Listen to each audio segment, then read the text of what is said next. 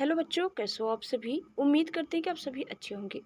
बच्चों, आज हम सुनेंगे सिंहासन बत्तीसी की कहानी, पांचवी पुतली लीलावती की कहानी। पांचवें दिन राजा भोज सिंहासन पर बैठने की तैयारी कर ही रहे थे कि पांचवी पुतली लीलावती ने उन्हें रोक दिया। लीलावती बोली, राजन, क्या आप विक्रमादित्य की तरह दानवीर और शूरवीर हैं? अगर हाँ, तभी इस सिंहासन पर बैठने के अधिकारी होंगे।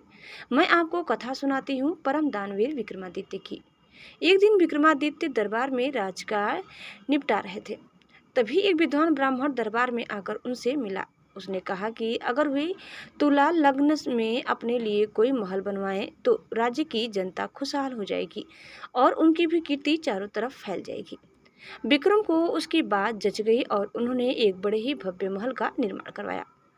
कारीगरों ने उससे राजा के निर्देश पर सोने चांदी हीरे जवाहरात और मणि मोतियों से पूरी तरह सजा दिया। जब महल बनकर तैयार हुआ तो उसकी भव्यता देखते बनती थी। विक्रम अपने सगे संबंधियों तथा नौकर चाकरों के साथ उसे देखने गए। उनके साथ वह विद्वान ब्राह्मण भी था। विक्रम मंत्रमुग्ध हुए, साथ ही वह ब्राह्मण मुंह खोले देखता रह गया। बिना सोचे उसके मुंह से निकला, काश इस महल का मालिक मैं होता। राजा विक्रमादित्य ने यह सुनते ही झट वह भव्य महल उसे दान में दे दिया। ब्राह्मण के तो मानो पांव ही जमीन पर नहीं पड़ रहे थे। वो भागता हुआ अपनी पत्नी को यह समाचार सुनाने पहुंचा। इधर ब्राह्मणी उसे खाली हाथ आते देख कुछ बोलती उससे पहले ही उसने उसे हीरे जवाहरात और मणि मुक्ताओं से जड़े हुए महल को दान में प्राप्त करने की बात बता दी। ब्राह्मण की पत्नी की तो खुशी की सीमा न रही। उसे एक बार घी लगा मानो उसका पति पागल हो गया और यूं ही अनाप शनाप बक रहा हो। मगर उसके बार बार कहने पर वह उसके साथ महल देखने के लिए चलने को तैयार हो गई। महल की शोभा देखकर उसकी आंखें खुली रह गई।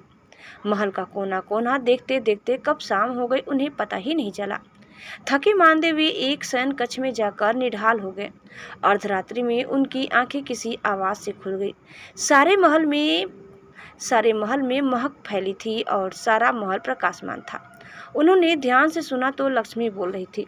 वह कह रही थी कि उनके भाग्य से वह यहाँ आई हैं और उनकी कोई भी इच्छा पूरी करने को तैयार है। ब्राह्मण दंपति का डर के मारे बुरा हाल हो गया। ब्राह्मणी तो बेहोशी हो गई। लक्ष्मी ने 3 बार अपनी बात दोहराई, लेकिन ब्राह्मण ने कुछ नहीं मांगा तो क्रुद्ध होकर चली गई। उसके आते ही प्रकाश तथा महक दोनों गायब। काफी देर बाद ब्राह्मणी को होश आया तो उसने कहा, यह महल जरूर भुतहा है, इसीलिए दान में मिला। इससे अच्छा तो हमारा टूटा फूटा घर है, जहाँ चैन की नींद सो सकते हैं। ब्राह्मण को पत्नी की बात जच गई। सहमे सहमे बाकी रात काट कर तड़के ही उन्होंने अपना सामान समेटा और पुरानी कुटिया को लौटाए। ब्राह्मण अपने घर से सीधा राजभवन आया और विक्रमादित्य से अनुरोध करने लगा कि वे अपना महल वापस ले ले, पर दान दी गई वस्तु को वे कैसे ग्रहण कर लेते। काफी सोचने के बाद उन्होंने महल का अधिक उचित मूल्य लगाकर उसे खरीद लिया। ब्राह्मण खुशी खुशी अपने घर लौट गया। ब्राह्मण से महल खरीदने के बाद राजा विक्रमादित्य उसमें आकर रहने लगे। वहीं अब दरबार भी लगता था। एक दिन वे सोए हुए थे तो लक्ष्मी फिर आई। जब लक्ष्मी ने उनसे कुछ भी मांगने को कहा तो वे बोले, आप ही कृपा से मेरे पास सब कुछ है, फिर भी आप अगर देना ही चाहती हैं तो मेरे पूरे राज्य में धन की वर्षा कर दे और मेरी प्रजा को किसी चीज की कमी न रहने दे। सुबह उठकर उन्हें पता चला कि सारे राज्य में धन वर्षा हुई है और लोग वर्षा वाला धन राज्य को सौंप देना चाहते हैं। विक्रमादित्य ने आदेश किया कि कोई भी किसी अन्य के हिस्से का धन नहीं समेटेगा और अपने हिस्से का धन अपनी संपत्ति मानेगा। जनता जय जयकार कर उठी।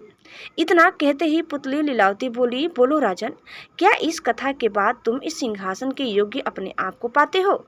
राजा भोज निराश हो गए और अपने कक्ष में लौट गया। अगले दिन राजा को रोका छठी पुतली रवि भामा ने।